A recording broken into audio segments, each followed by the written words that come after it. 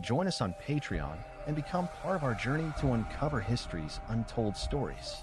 Your support helps us create in-depth content, bring hidden narratives to life, and keep history alive for everyone.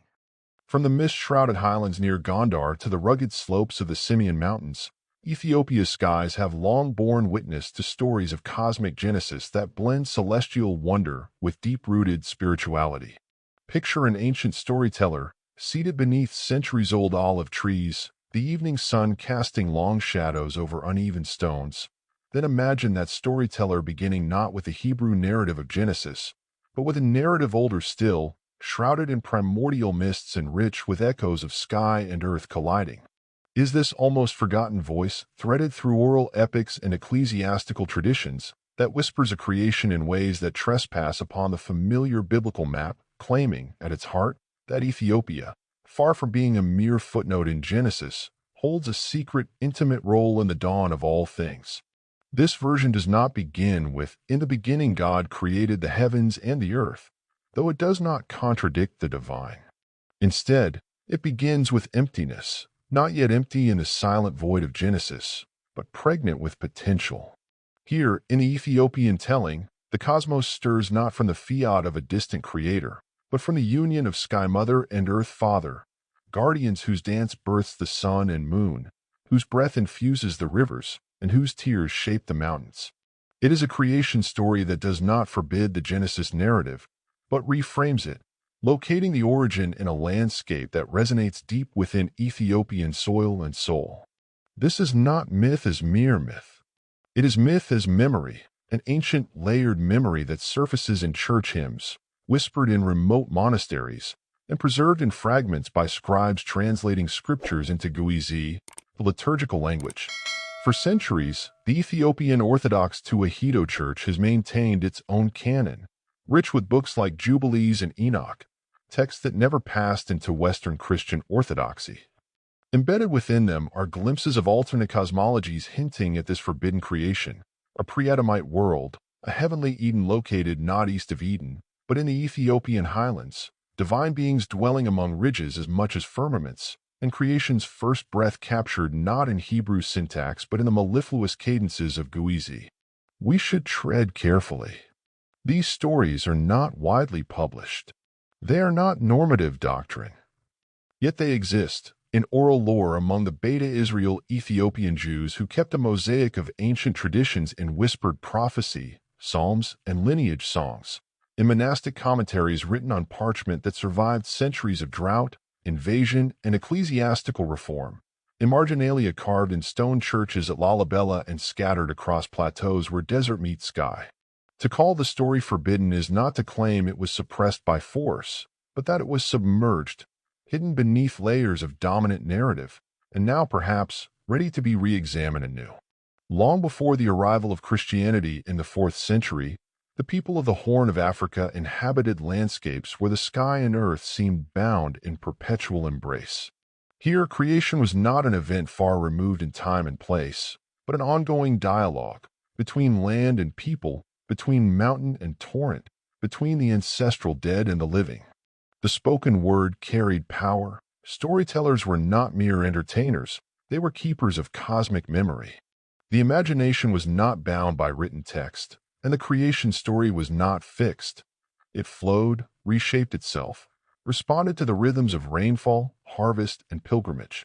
In this context, creation often featured two primal deities or symbolic forces: Abyssinia's Sky Mother, a figure of nurturing rain, wind, and cosmic breath, and Abyssinia's Earth Father, a presence of solidity, stone, roots, and the fertile red soil. Their union did not occur with a syllable of command, but with the rustling of grasses and the pilgrimage songs at sacred springs. Earth bore seed, sky gave rain, rivers were their arteries. Under this sky-earth memory, when later Christian scribes copied biblical creation in Guizi, they could not help but see resonances in their own land, the spirit moving upon the waters, the firm establishment of mountains, the flowering of vegetation. Yet the echoes were different. They carried the scent of coffee blooms and basalt cliffs, not just olive branches. As the Ethiopian Orthodox Church blossomed under Frumentius and King Ezana in the 4th century, Christian scripture was translated into Guizi. Among the canonical texts were those that did not appear in Western canons: Enoch, Jubilees, later wisdom literature, and lives of patriarchs and angels. These books, often referenced in homilies and monastic writings, contain layered narratives that reinterpret Genesis in ways less rigid than their Latin or Greek cousins. In the Book of Jubilees, for example, the calendar and creation events receive extended exposition. Scholars note that Guizi traditions emphasize the chronology of creation, the cycles of time, and sometimes relocate or recontextualize parts of Eden, placing greater narrative weight on the pre-flood ages and on the primordial world's days. In certain oral traditions tied to the Beta Israel, Adam's creation is connected to particular mountains in the north, rather than a Middle Eastern garden. The earliest homilies occasionally hint, with subtlety, at a hidden Eden, not lost in the mist of East, but parted by misted valleys and guarded by ancestral spiritual forces. The idea is not universally held. Even within Ethiopian tradition, it has been regarded as marginal, perhaps a poetic or mystical gloss rather than mainstream. Yet in its margins it survived, whispered in remote monasteries, in dreams recorded by mystics, in inscriptions in rock-hewn chapels carved centuries ago. To explore the story is to walk the high plateaus at dawn, to listen for stories carried on thin air, half remembered from ancestors who traced their lineage not to remote Crete or Sinai, but to a timeless highland Eden. Ethiopia, situated along caravan routes and home to ancient Jewish communities, absorbed currents of Judeo-Christian tradition as well as indigenous beliefs. This syncretic layering created narrative spaces where creation myths interwove without dissonance. The Keber Nagast, the national epic that ties the Solomonic dynasty to the Queen of Sheba, is itself a creative fusion, but it also carries undertones of creation myth, embedding Edenic motifs into Ethiopian civilization's deep roots. In this interwoven mythic tapestry, the forbidden creation story circulates like a silver thread. It reimagines the valley where Adam was first instated into an Ethiopian vale, crowned by mountains that acted as both walls and stairways to the divine. It places the first breath of life at the sacred source of a river that still flows today. It frames the expulsion from Eden not as a fall, but as a migration into broader lands, but always looking homeward toward the place where earth and sky first kindled. Here, Cain and Abel become not just early men, but archetypes of cultivation and stewardship. Abel sows seeds by the misty shores of a lake high in the north. Cain fashions stone tools from basalt outcrops. Their songs become the first music of the land, and in some recensions, Abel's music is said to echo still on cloudy evenings, calling those who will tend the land with care. These details are marginal in the written record, mere hints and homilies, almost smudged in manuscripts, but they survive in songlines and lineage poems. What makes the story forbidden is not political suppression, but ecclesiastical invisibility. Ethiopia's sacred texts were historically isolated. European scholars of the Middle Ages and Renaissance rarely accessed Guizi texts. The broader Christian world did not carry forward the Book of Enoch, Jubilees, or other writings that collectively hosted this alternate creation gloss. Once the Jesuits tried to reconcile differences in the 16th century, and in later centuries missionaries prioritized biblical orthodoxy, many of these threads faded into obscurity. Even within Ethiopia, the unembellished Genesis became normative. Thus, the story became forbidden in the sense that it was quietly overshadowed, overtaken by orthodoxy's streamlined version. It remained external, epiphenomenal, a folk echo rather than doctrinal truth.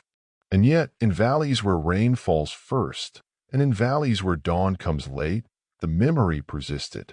It lives today in oral traditions among elders, in the ceremonial dramas of some monastery schools, in the devotional art of illuminated manuscripts that hint at Sky Mother and Earth Father motifs. In recent decades, a resurgence of interest in Ethiopia's literary heritage and oral narratives has spurred scholarship and creative reimagining.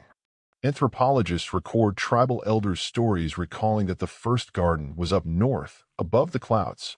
Historians pore over marginal notes in medieval Guizi Bibles, where scribes inserted devotional commentary linking creation's days to local springs and mountains, and poets, Novelists and theologians are retelling the story in contemporary forms. One Ethiopian poet describes creation as the whisper of Khyber-Nega's hidden chorus, a powerful line capturing how the myth haunts and sustains. In contemporary theological dialogues, some scholars posit that the notion of Eden can be recontextualized universally. Ethiopia's valleys, ravines, and plateaus become visible invitations for all humanity's return to primordial communion. This is not some literal rewriting of Scripture, but expansion of imagination, offering a sense of belonging to landscapes where creation still feels imminent. This Ethiopian recreation of Genesis is less a correction than a parallel meditation, a tale that brings creation close to soil and sky, to the breath of highland winds and the weight of ancient stones. It is a story that refuses to be forbidden in heart and memory. It is carried in the pulse of families tracing descent, in the chant of liturgies sung before sunrise, in the lullabies that speak of trees and rivers as ancestral guardians. Though seldom spoken, rarely recorded, and largely absent from formal doctrine, the story endures. It beckons us to listen with other ears. It invites us to imagine Eden not as locked behind gates in some eastern locale, but as a place of deep, hallowed resonance hidden in the Ethiopian highlands, waiting for the human heart to remember its song.